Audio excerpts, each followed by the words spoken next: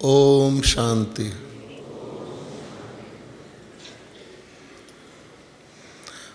जब दादियाँ कहती हैं तो आप जोर से बोलते हो, हाँ? तो आप ये समझो कि दादियाँ ही बैठी हैं यहाँ, हाँ? ओम शांति।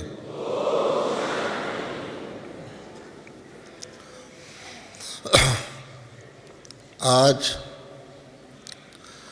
बाबा के बहुत बहुत लाडले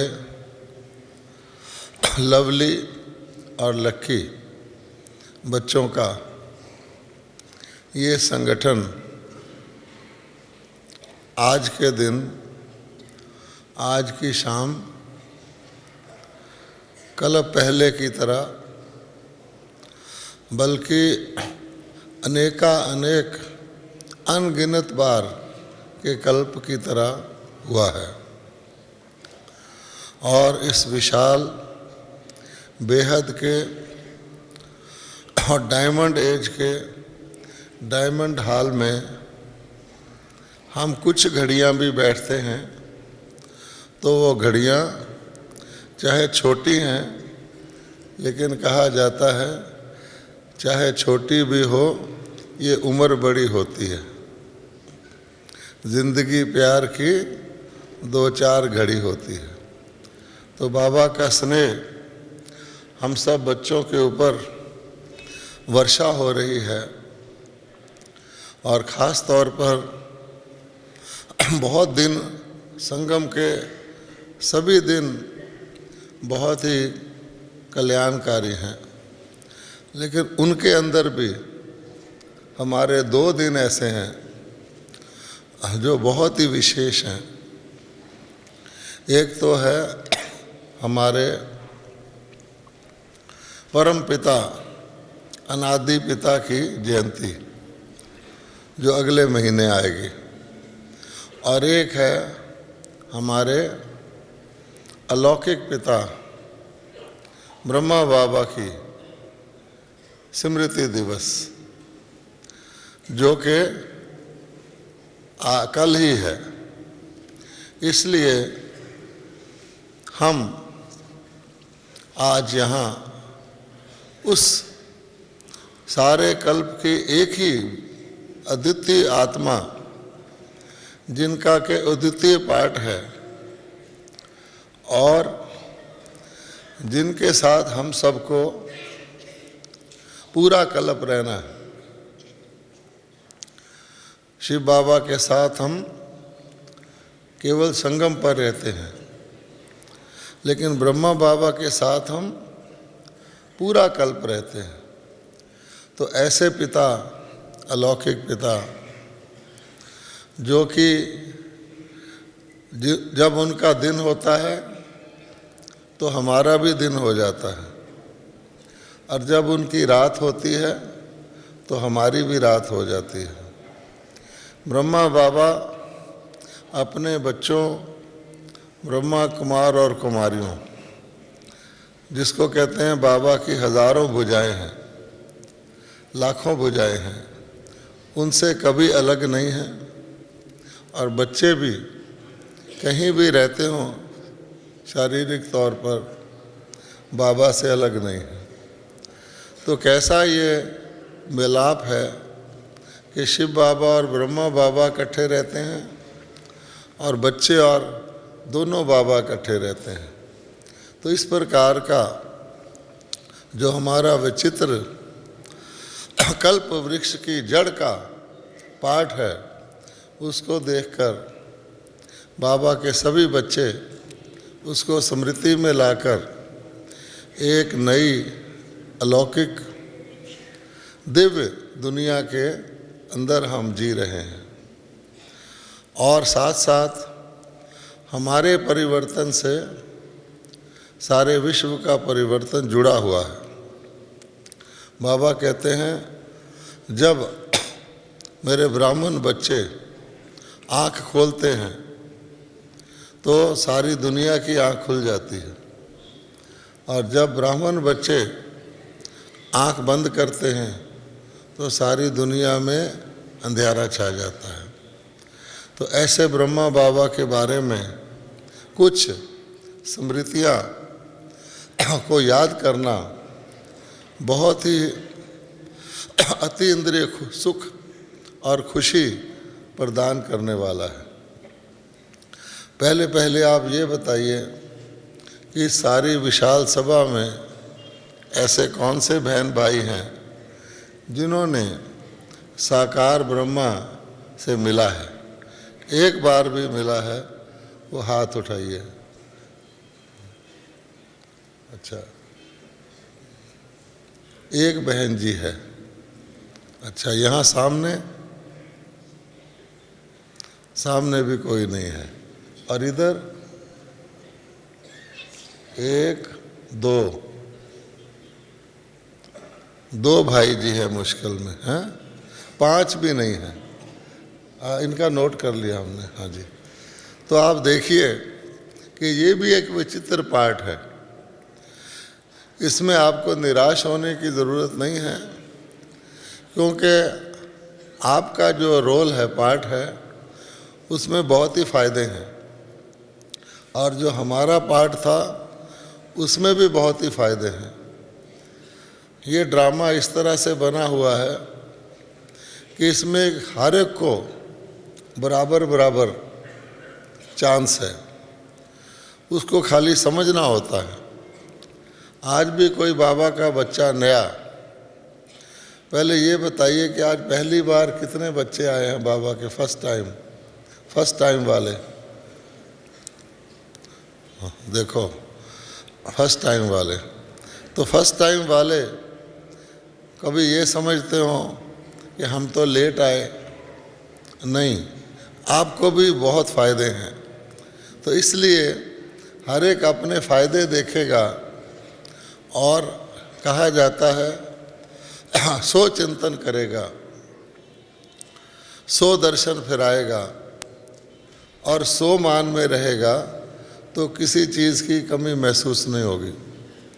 और जो ही आप ये देखेंगे कि ये तो बहुत लकी सोल्स हैं, इन्होंने बाबा से साकार पालना ली है, तो इसको भी सूक्ष्म रीति से एक प्रकार का परचिंतन गिना जाता है।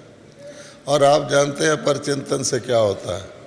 इसलिए हर चीज़ में कल्याण है। अब मैं एक छोटी सी बात बता के फिर आगे चलता हूँ। बाबा कहते हैं बच्चों के जो मार्क्स हैं, नंबर हैं, वो उनके ब्राह्मण जीवन के जन्म से लेकर और ब्राह्मण जीवन के अंत तक के आधार पर गिने जाते हैं कि आपकी जीवन रेखा कैसी है, स्ट्रॉन्ग है, सीधी है, कटी हुई है, टूटी हुई है। तो जितना लंबा ब्राह्मण जीवन होगा उसमें उस आधार पे आपके नंबर गिने जाएंगे।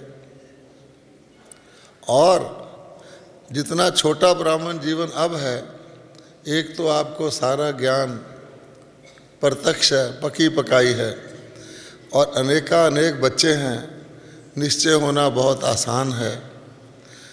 और दूसरे, आप जैसे कोई भोजन बनाया जाता है, उसमें अगर चना बनाना हो तो चना बड़ा सख्त होता है, उसको पहले भिगोया जाता है सारी रात, उसमें सोडा डाला जाता है, फिर आग पर काफ़ी देर चढ़ाया जाता है, तब वो गलता है।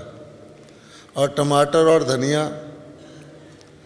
वो शुरू में नहीं डाला जाता, जब सब तैयार हो जाता है ऊपर रख देते हैं। बस इसी प्रकार से उसका अपना गुण है, उसका अपना गुण है।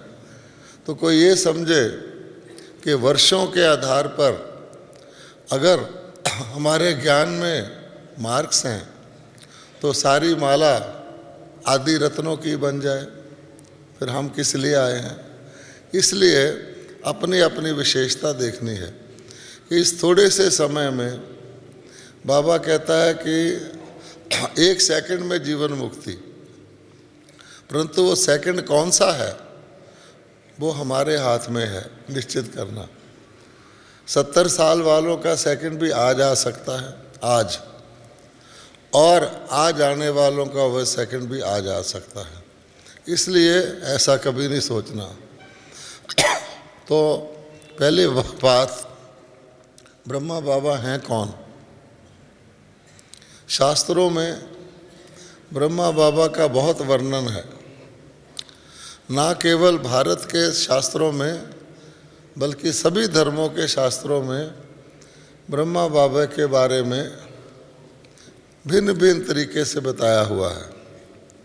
क्यों कि अगर सर्व आत्माओं के पिता शिव बाबा हैं तो सर्व मनुष्य आत्माओं के पिता ब्रह्मा बाबा हैं।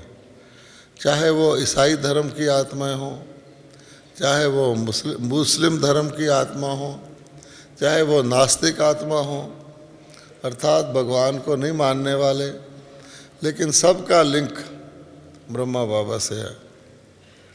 जैसे एक वृक्ष होता है, बाबा ने कल्प वृक्ष का मिसाल देकर एक ही चित्र में हम बच्चों को मास्टर त्रिकालदर्शी बना दिया है। जैसे वृक्ष होता है, उसकी जड़ से हर पत्ते का कनेक्शन होता है, चाहे वह पत्ता एंड में जाकर निकले, और बीज से भी हर पत्ते का कनेक्शन होता है। इसी प्रकार से सारे विश्व के इस उल्टे वृक्ष, कल्प वृक्ष से सब आत्माओं का कनेक्शन है। तो ब्रह्मा बाबा को ईसाई धर्म वाले एडम कह के याद करते हैं, मुस्लिम धर्म वाले आदम कह के याद करते हैं, बुद्ध धर्म वाले आदिनाथ आदिदेव कह के याद करते हैं, और भारतवासी ब्रह्मा कह के याद करते हैं। और सबका यही कहना है कि मानवता का आद, मानव सृष्टि का आद निराकार शिव तो उनको दिखते नहीं। निराकार शिव को तो सर्वव्यापी भी कह देते हैं, लेकिन ब्रह्मा बाबा को वो सर्वव्यापी नहीं कह सकते। कल की मुरली में ही था कि बाप कभी सर्वव्यापी नहीं होता, फादर। तो इस प्रकार से ब्रह्मा बाबा का सब धर्मों में नाम है। अब भारत विशेष है, क्योंकि भारतवासी माता पिता कह के भगवान को याद करते हैं। तो मैं माताश्च पिता, तुम मात पिता हम बालक तेरे, तुम्हारी कृपा से सुख गनेरे। और बाकी धर्मों वाले फादर कह के याद करते हैं, और भारत मदर एंड फादर कह के याद करते हैं। इसलिए भारत माता, भारत को मदरलैंड भी कहते हैं। अब ये ब्रह्मा बाबा माँ कैसे है? तो बाबा ने हम बच्चों को समझाया है कि हम डायरेक्ट बच्चे हैं जो माता पिता के द्वारा जन्म लेते हैं, और वो इनडायरेक्ट बच्चे हैं क्योंकि वो केवल पिता से संबंधित हैं दोनों प्रकार के बच्चे अडॉप्टेड। आप सोचिए कि लाखों बच्चे और किसी ढंग से बच्चे नहीं बन सकते सिवाय अडॉप्टेड चिल्ड्रन के। अडॉप्ट कैसे होते हैं? हमेशा बाबा कहता है कि गरीब बच्चे को अमीर बाप अडॉप्ट करता है। कभी भी अमीर का बच्चा गरीब बाप के पास अडॉप्ट नहीं होता। तो बाबा गरीब नवाज है, तो अडॉप्टेड मीन्स मुख से कहा हमने मेरा बाबा, और बाबा ने कहा मेरा बच्चा, अडॉप्ट हो गया। इसलिए हमारा बाबा से संबंध ब्लड रिलेशन का नहीं है, स्पिरिचुअल रिलेशन का है। तो हम बाबा के रूहानी अडॉप्टेड बच्चे हैं। अच्छा, और पक्का करने के लिए, क्योंकि सबसे पहले जब बाबा साकार में होते थे, आजकल वो प्रश्न नहीं रहा, यही प्रश्न होता था। ये व्यक्ति अपने आप को ब्रह्मा कहता है। ब्रह्मा तो शास्त्रों में लिखा हुआ ऐसा है, ब्रह्मा तो कहते आसमान में दिखाते हैं, क्योंकि कई भक्ति मार्ग के चित्रों में आपने देखा होगा ब्रह्मा विष्णु शंकर को आकाश में दिखाते हैं और वो फूल बरसा रहे हैं नीचे कोई यज्ञ कर रहा है या कुछ कर रहा है, तो वो सूक्ष्म वतन का दिखाते हैं। फिर उनको ये बड़ा ख्याल रहता है कि शास्त्रों में तो दाढ़ी वाला ब्रह्मा है, उसके 3 मुख हैं, एक पीछे भी होगा, 4 मुख हैं, और ये ब्रह्मा तो है दाढ़ी मुख है ही नहीं, वो दाढ़ी लंबी लंबी। ये भी उनको शक पड़ता था। फिर वो सोचते थे ब्रह्मा आजकल कहाँ से आ गया, इस ज़माने में ब्रह्मा कैसे। तो इसलिए उनको ब्रह्मा पर डाउट होता था, और ब्रह्मा पर हुआ तो ब्रह्मा कुमार कुमारियों पर आप ही हो गया। हमको कहते थे वाह आप ही हैं ब्रह्मा बाबा के बच्चे। हाँ, इसलिए शास्त्रों में इसका भी वर्णन है। आप देखिए कि ब्रह्मा जी को आदि देव कहा गया है, देव नहीं आदि देव। अब आदि शब्द क्यों लगाया गया? क्योंकि ये देवताओं के युग, दैवी युग, देवालय की आदि में होते हैं, इसलिए इनको आदिदेव कहा जाता है। कल की मुरली में भी था, आज की मुरली में भी था कि बाबा पतित दुनिया में आकर पतित को पावन करते हैं, पुरानी दुनिया में आकर पुरानी को नया बनाते हैं। ठीक है, रात्रि के समय आकर उसको दिन बनाते हैं। तो ज़रूर आदिकाल में हुए। और बहुत सारी डिटेल बाबा बताते हैं कि कोई व्यक्ति पुराने मकान में रहकर नया बनाता है या पुराने को पहले तोड़ देता है फिर नया बनाता है, तो पुराने में रहकर ट्रांसफ़र करता है। तो आदि देव हमारे पिता हैं, और हम भी क्या हो गए, आदि बच्चे हो गए सृष्टि की आदि में। आज की गीता में भी साफ साफ लिखा हुआ है कि सृष्टि की आदि में ब्रह्मा जी ने यज्ञ रचा, जिससे ब्राह्मण और देवता उत्पन्न हुए और वृद्धि को पाए। आज की गीता में भी लिखा हुआ है। दूसरा नाम प्रजापिता, जिसको वो प्रजापति कह देते हैं। वास्तव में पति कहो या पिता कहो, राष्ट्रपति मैंने राष्ट्र का पिता। तो प्रजापिता यानी वो 1-2 अपने लौकिक बच्चों का पिता नहीं है, परंतु सारी ही प्रजा का पिता है, अर्थात उनकी बहुत सारी प्रजा है। तो बाबा हमेशा कहते थे कि अगर बाबा साकार में नहीं आए तो प्रजा कैसे रचेगा, आकाश में प्रजा रचेगा क्या। तो पहले साकार में प्रजा रचते हैं और खुद भी संपूर्ण बनते जाते हैं और बच्चों को भी बनाते जाते हैं। लेकिन क्योंकि वो आदि पिता है, सबसे ज़्यादा पावरफुल है, सबसे नंबर 1 पद पाने वाला है, इसलिए बाबा जल्दी संपूर्ण बन जाते हैं। और हमेशा दुनिया में भी माँ बाप पहले तैयार हो जाते हैं, बच्चे बाद में तैयार होते हैं, दुनिया का लॉ है। तो कहते हैं जब मैं संपूर्ण बन जाता हूँ तो वो ड्रामा अनुसार बनता हूँ, लेकिन केवल यही एक आत्मा है जो संपूर्ण बनने के बाद पुनर्जन्म नहीं लेती और अपने बच्चों का वेट करती है सूक्ष्म लोक में, बच्चों को सूक्ष्म बनने में मदद करती है। और यहाँ पर आप आत्माओं का जो बाद में आए हैं बहुत विशेष आपको लाभ है। जिन बच्चों ने साकार को देखा हुआ है या साकार से पालना ली हुई है, हम जब भी बाबा को याद करने बैठेंगे हमें साकार ज़रूर पहले आएगा, फिर हम आकारी में जाएंगे। और जिन्होंने जन्म ही आकार में लिया है उनको साकार में टिकना की ज़रूरत नहीं है। इसलिए आप देखेंगे कि जो बाद की आत्माएं हैं वो आसानी से फरिश्ता बन सकती हैं, अलौकिक स्थिति में रह सकती हैं और उनकी जो पॉपुलेशन है वो जल्दी जल्दी बढ़ती है। बाबा के अव्यक्त होने के बाद ही हमारे सारे विदेशों के सेंटर खुले हैं, भारत के कितने सेंटर बने हैं। इसलिए ब्रह्मा बाबा के 2 पार्ट हो गए, एक तो साकार लोक का और एक अव्यक्त ब्रह्मा का। इसीलिए उनको आकाश में भी दिखाते हैं।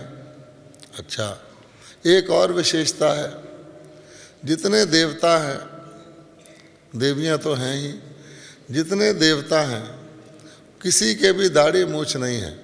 आप देख लो, हमारे तो सतयुग में आने की एक लालच ये भी है कि हमें वहाँ शेव नहीं करना पड़ेगा, ठीक है ना। तो जितने कुदरती तौर पे दाढ़ी मूछ नहीं है, चाहे वो श्री कृष्ण हैं, चाहे वो श्री नारायण हैं, श्री राम हैं, जितने भी हैं, और वहाँ पर तो फीचर्स पुरुष और स्त्री के एक जैसे होते हैं। तो फिर ये ब्रह्मा को दाढ़ी मूछ शास्त्र वालों ने क्यों दिखाई और उनका चित्र ऐसा क्यों बनाया? उन्होंने इस बात से अंकित किया, संकेत किया कि ब्रह्मा बाबा देवलोक के नहीं हैं, देवताओं की आदि में होने वाले आदि देव हैं, जहाँ दाढ़ी मूछ वाले मनुष्य होते थे। लेकिन शास्त्र वालों ने ऋषियों के भी दाढ़ियाँ दिखा दी हैं, हालांकि सफ़ेद नहीं दिखाते कईयों की। इस कारण से लोग कन्फ्यूज़ हो गए हैं, कैसे ऋषि भी थे, ब्रह्मा भी थे।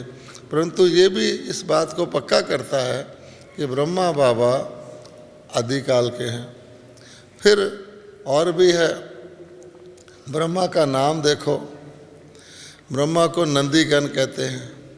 अब नंदीगण मैंने होता जो सदा खुश रहे, गीत भी बज रहा था कि बाबा सदा खुश रखते हैं, खुश रहते हैं। तो नंदीगण जो सदा आनंद में रहते हैं, आनंदित रहते हैं, उसको बैल बना दिया है और उसके ऊपर शिव की सवारी बना दी है। अब बैल क्यों बनाया है? क्योंकि एक तरफ कहते हैं भगवान ने गौशाला खोली थी, गाय को घास खिलाया था ज्ञान का, और श्री कृष्ण के साथ गाय भी दिखाते हैं। और क्योंकि ये सारी गाय, कभी कभी हम सोचते हैं कि श्री कृष्ण की जो गौशाला थी जिसको वो मानते हैं, उसमें कोई बछड़ा या बैल नहीं था क्या? सारी गाय ही थी। परंतु अगर ज्ञान के हिसाब से देखें तो क्योंकि बाबा का शरीर मेल का है, एक मेल माता बन सकता है और एक फीमेल पिता बन सकता है। ये चीज़ें हमें आत्मा की कॉन्शियसनेस को पक्का करती हैं। अब गुलजार दादी के अंदर बाबा आते हैं, हम बाबा हमेशा कहता आत्मा मेल फॉर्म में गिनी जाती है। बाप दादा आते हैं तो फीमेल में आते हैं, शरीर फीमेल का है, परंतु हमें कभी ऐसा ख्याल आया कि ये बाबा नहीं है, कोई फीमेल है, उस समय हम बॉडी कॉन्शियस से अलग हो जाते हैं। इसी प्रकार से ब्रह्मा बाबा माँ था, बड़ी माँ थी, तो इसलिए शरीर उसका मेल का था, क्योंकि ये सारा आध्यात्मिक खेल है। इसलिए बाबा कहते हैं कि ब्रह्मा बाबा को नंदीगण अर्थात शिव का रथ दिखाते हैं। लेकिन बाबा कहता है कि क्या जिसको वो शंकर मानते हैं, कभी भी नंदीगण के ऊपर निराकार की सवारी तो दिखाते नहीं, लेकिन शंकर मानते हैं क्या सूक्ष्म लोक में बैल होता है? तो बाबा कहते हैं ये मेल पर्सन की निशानी है कि परमात्मा का अवतरण मेल पर्सन में होता है।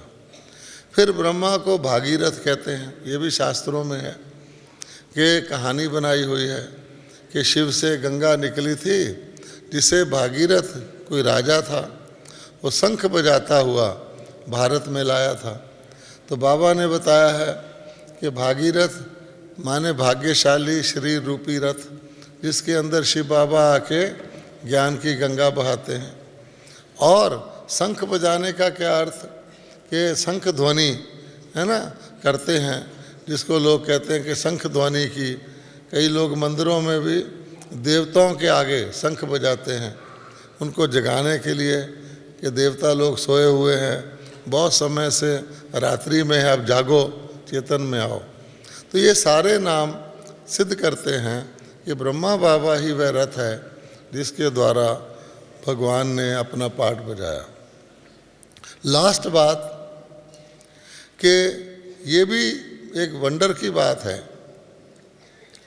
कि परमात्मा दुनिया में आ जाए, परमात्मा खुद आ जाए, जिसको बहुत जन्मों से लोग याद करते हैं वो आ जाए, और उसको बहुत थोड़े लोग उसका साथ दें।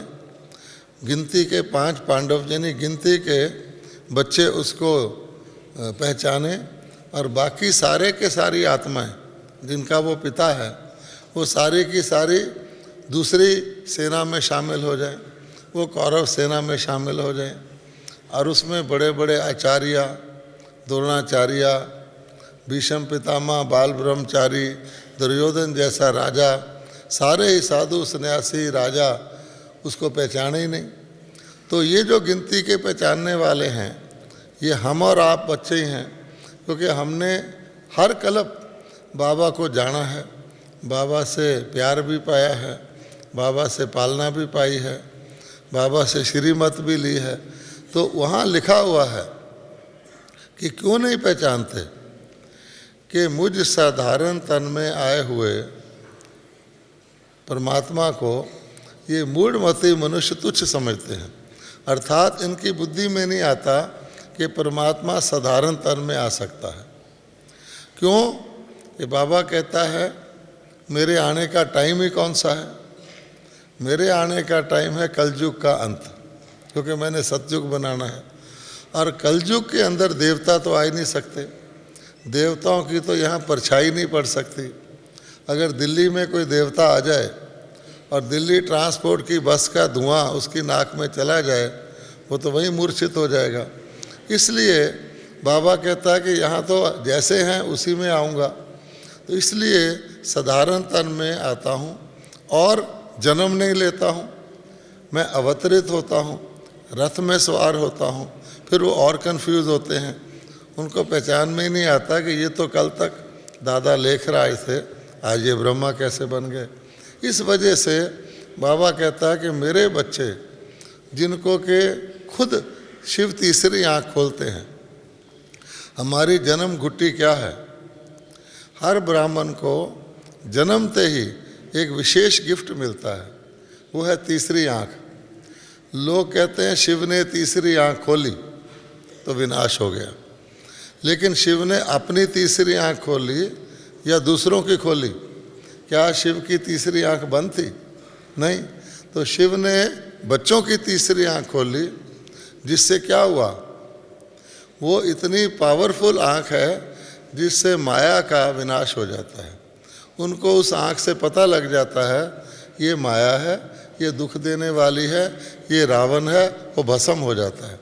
तो शिव इसीलिए शंकर जिसको गिनते हैं उस पर भस्म लगाते हैं, क्योंकि अगर आप किसी चीज़ को ऊपर ऊपर से काटोगे, घास को काटोगे दोबारा उग जाएगा।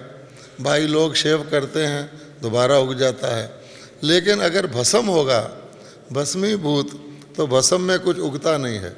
इसलिए कहते हैं सदा स्वाहा कर दो, भस्म कर दो, सदा के लिए छुट्टी पाओ। तो इसलिए ये सारी बातें हमारे बाबा के ऊपर लागू होती हैं।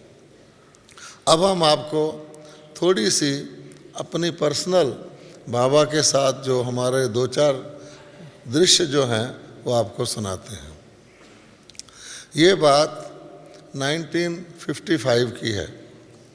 1955 के अंदर मैं लॉ कॉलेज में पढ़ता था दिल्ली में, और चार्टर्ड अकाउंटेंसी भी साथ साथ सीखता था। तो मेरे लौकिक पिता और माता ज्ञान में आए। मेरे लौकिक पिता को योग का बहुत शौक़ था। वो योग आसनों को समझते थे कि मेरा हेल्थ ठीक रहेगा। तो किसी ने कह दिया, ताजी ताजी ब्रह्मा कुमारियाँ दिल्ली में जमुना के कंठे पर आई थी, बाबा ने भेजा था जाओ अब पब्लिक सर्विस करो, जो तुम्हें मिला है आत्माओं को दो। तो पहले पहले दिल्ली में आई थी, तो उनके एक फ्रेंड ने बताया कि वो एक देवियाँ आई हैं, वो योग सिखाती हैं। तो इसी चाव में वो योग सीखने चले गए। परंतु हमारा योग तो दूसरी तरह का है, आध्यात्मिक है, सूक्ष्म है, राजयोग है। परंतु हमारे लौकिक पिता का कोई पाठ होगा तो उन्होंने उसको जल्दी से सीख लिया। वो RSS जो होता है संघ, उसके मेंबर थे। कई चीज़ें उसमें डिसिप्लिन की होती हैं, तो उन्होंने जल्दी से ड्रामा अनुसार सीख लिया। तो हमारी माताजी, पिताजी, मेरा छोटा भाई और हम जल्दी से ज्ञान में आ गए। अब उस समय ज़्यादातर ज्ञान में सिंधी होते थे। लोग कहते थे सिंधियों की संस्था है। तो उसमें बाबा ने दिल्ली में 2-4 और शहरों में बच्चों को भेजा था। तो जो परिवार इकट्ठे का इकट्ठा ज्ञान में आ जाए, और हमारे पिताजी की बैकग्राउंड आर्य समाज की थी, हमारी माता जी की राधा स्वामी की थी, गुरु की थी, तो जो आ जाए, मैं दोनों जगह जाया करता था। अच्छा, दोनों जगह टोली मिलती है, आपको पता है। तो इसलिए वो परिवार उस समय गिना जाता था कि नया परिवार, पंजाबी परिवार ज्ञान में आया है। तो उस स्थिति में हम मधुबन आए, परमिशन मिला बाबा मम्मा को फर्स्ट टाइम मिलने का। वो दृश्य क्या था कि सारा रास्ता दिल्ली से यहाँ तक हम ये सोचते रहे, ब्रह्मा बाबा कैसा होगा, बाबा में भगवान आता है, भगवान का रथ है। तो बड़ी अंदर में उत्सुकता थी कि देखें तो सही वो बाबा कौन है, कैसा लगता है। तो हम इसी सोच में, इसी जैसे होता है कि एक प्रकार की अजीबोगरीब घटना की इंतज़ार में हम माउंट आबू आ गए। तो उस समय ये जो पांडव भवन है ये नहीं था, एक दूसरा पांडव भवन था जो गवर्नमेंट ने बाद में ले लिया था, राजस्थान ने, तो हमने अपना लिया, उसको सर्किट हाउस कहते हैं आजकल। उसमें उसके साथ ही एक और भवन था, यहाँ जो थोड़े से बच्चे आते थे, ठहरते थे। आखिर वो घड़ी आई कि हमें बाबा से मिलने का बिठा दिया गया। हॉल छोटा सा था, उसमें बैठ गए। तो वहाँ जितनी बहनें थीं वो बाल बखेर कर, सफ़ेद कपड़े पहनकर खुली खुली घूमती थीं। उसमें बाबा के बच्चे ही रहते थे। तो फर्स्ट टाइम हमें बड़ा विचित्र लगा, ये कौन सा लोक है, सफ़ेद कपड़े वाली बहनें हैं, ऐसे खुले बाल बखेर कर जैसे कोई ऋषि होते हैं घूम रही हैं। खैर, एक पार्टीशन होता था लकड़ी का, जिसके साइड से बाबा आते थे, मम्मा आते थे। तो थोड़ी देर के बाद जब हम बैठे थे तो लकड़ी की खड़ाओं बाबा पहनते थे, तो लकड़ी की खड़ाओं की आवाज़ आई।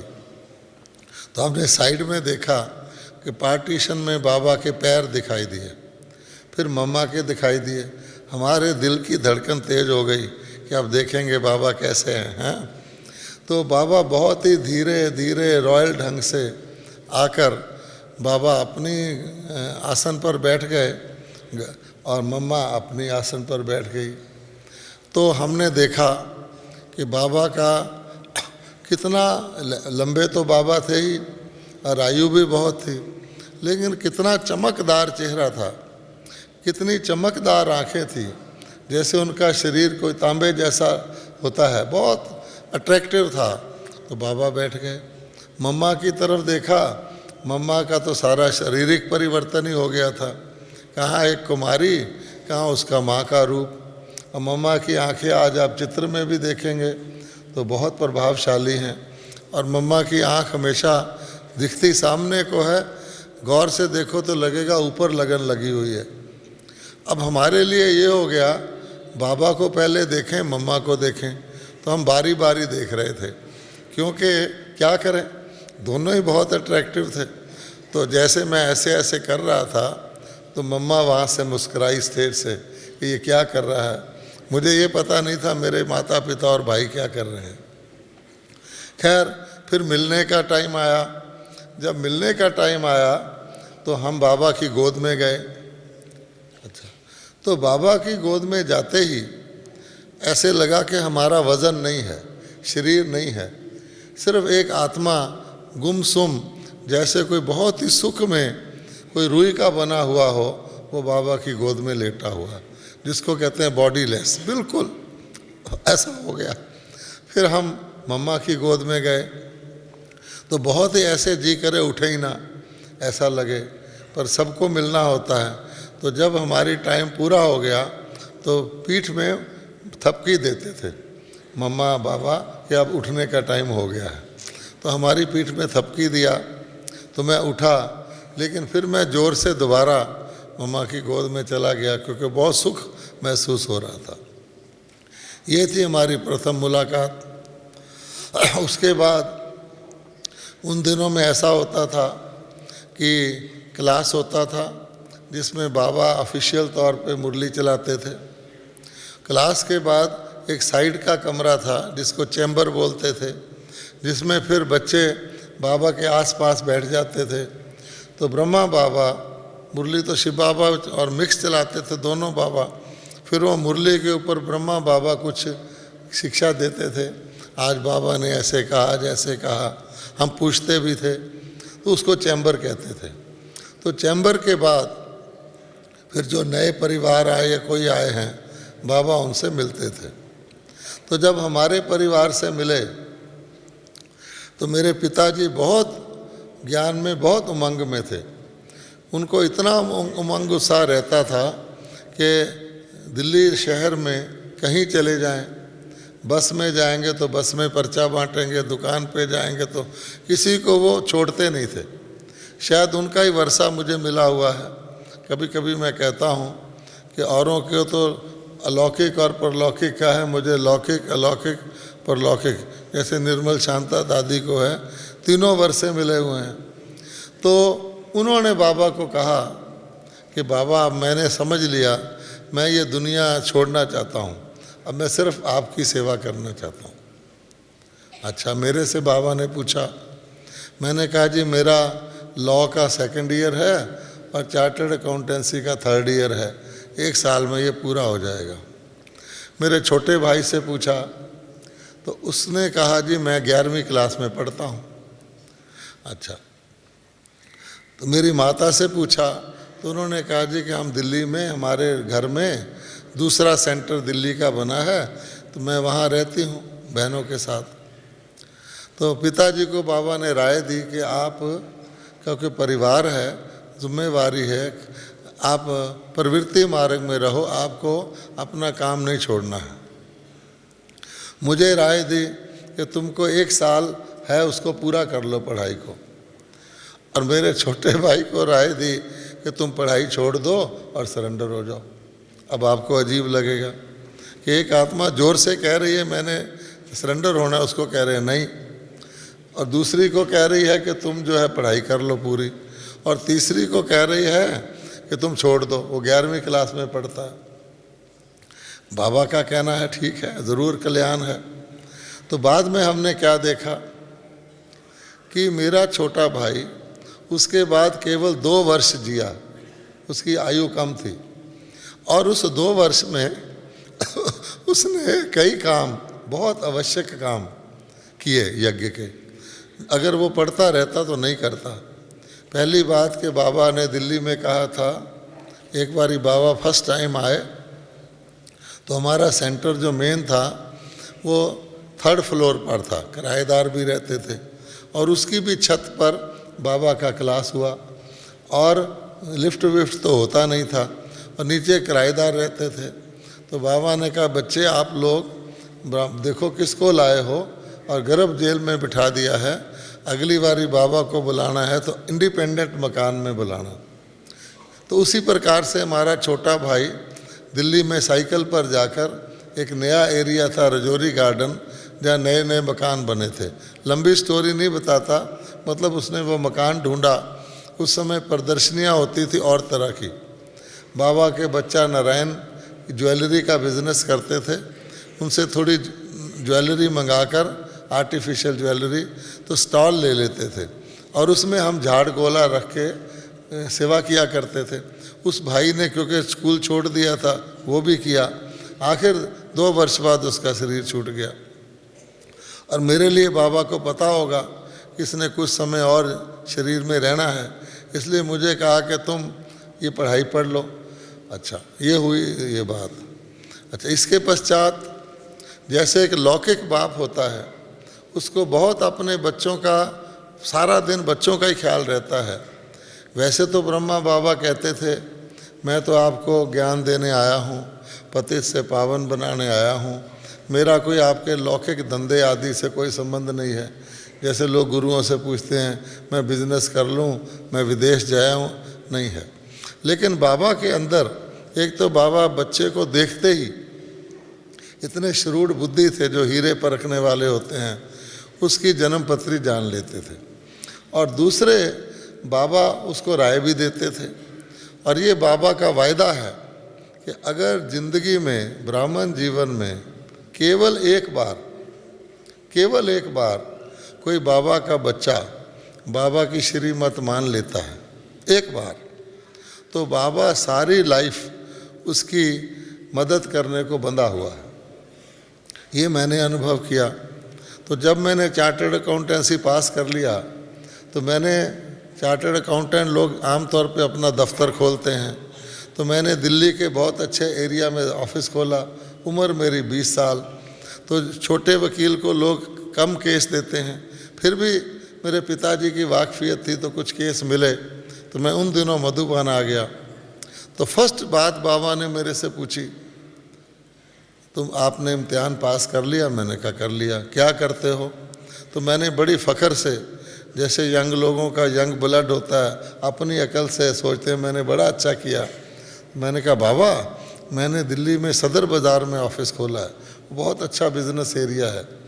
बाबा मुस्कराए और मुझे कहा नज़दीक आओ। तो मैं नज़दीक तो था ही और नज़दीक चला गया। बोले देखो बाबा कभी शहर में जाता है? तुमको क्या चाहिए, 2 रोटी? तुम काहे को ये प्रैक्टिस करके झूठ सच बोलने का काम शुरू किया है? क्योंकि अकाउंट्स वालों को झूठ अकाउंट बदलने पड़ते हैं। आप जाके कोई सरकारी नौकरी कर लो बस। अच्छा बाबा ने कहा, हमने माना, क्योंकि नेचुरली ड्रामा ऐसा था। तो बाद में दिल्ली जाके हमने कभी दोबारा अपने ऑफिस में नहीं गए। अपने भाई को कहा सब किताबें समेट दो, और पहली नौकरी जीवन में पहली बार अखबार पढ़ा, नौकरियां कहाँ लिखी होती हैं, और उसमें जो पहली चार्टर्ड अकाउंटेंट की नौकरी का विज्ञापन दिखा उसमें हाथ से लिख के अर्जी भेज दी। और वहाँ हमें, क्योंकि पीछे बाबा की शक्ति थी, बिल्कुल विचित्र हालात में वो जॉब मिल गया। उसकी डिटेल बड़ी इंटरेस्टिंग है लेकिन टाइम थोड़ा है, इसलिए समझो बाबा ने हमें सर्विस दिलवाई। ऐसे करके तो आप देखेंगे कि भारत में रस्म है कि जो व्यक्ति गुरु उसको कोई धंधा करता है या जॉब करता है तो अपनी पहली तनख्वाह वो अपने गुरु को भेज देता है। तो मैंने भी उसी अनुसार जो मुझे पहली तनख्वाह मिली नौकरी से, वो मैंने ड्राफ्ट बना के रजिस्ट्री करा के बाबा को भेज दी। अच्छा, तो बाबा ने क्या किया, वो रजिस्ट्री करा के वापस कर दी। अच्छा, अब देखो दुनिया में कोई ऐसा गुरु तो नहीं होता जो आपके वापस कर दे। गुरु तो कहते हैं और दे दो कुछ। वापस कर दी और चिट्ठी लिखी। जैसे निर्वैर जी सुबह आपको बता रहे थे कि छोटा सा कागज़, मोटी मोटी 3B की पेंसिल, 8 अक्षर उसमें होते थे। हमारे लिए, क्योंकि बाबा सार में लिखते थे, हमारे लिए वो गोल्डन होता था। चिट्ठी लिख दी कि बच्चे तुमको किसने कहा है तुम पैसा भेजो, बाबा के बच्चे और बाबा में कोई फ़र्क थोड़ी है, अपने पास ही रखो, सेवा में लगाओ। उन दिनों मुरलियाँ आया करती थीं कि बाबा की मर्जी है, जिसका सफल कराए जिसका ना कराए, बाबा तो जौहरी है, बाबा बहुत श्रूड बिजनेसमैन है, जिसका लेगा उसका पदम गुना करके देना पड़ेगा, आदि आदि। तो मैंने फिर वापस किया, एक चिट्ठी लिखी। मैंने कहा आपने कहा था कि आप ये जो नौकरी करो, मैंने करी, और ये तो ईमानदारी का पैसा है, इसमें कोई झूठ सच का अकाउंट की बात नहीं है। और मैंने इसीलिए भेजा कि आप नहीं चाहते कि आप मेरा सफल करें, क्योंकि मुरली का ही पॉइंट अपने बाप को लिख दिया। अच्छा, इसलिए आप इसको स्वीकार करें। तो बाबा ने रख लिया। फिर लेटर लिखा कि अच्छा इस बार बाबा ने रख लिया है, आगे से नहीं भेजना।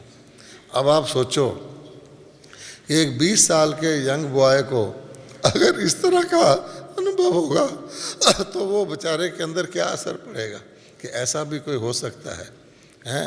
ऐसी भी संस्था हो सकती है जिसको पैसे का वैल्यू नहीं है, इस तरह से लेने की इच्छा नहीं है। अच्छा, फिर बाबा की श्रीमत से मैं वहाँ पर अपने जगह, मेरी जहाँ जॉब थी, सेंटर चलाता था।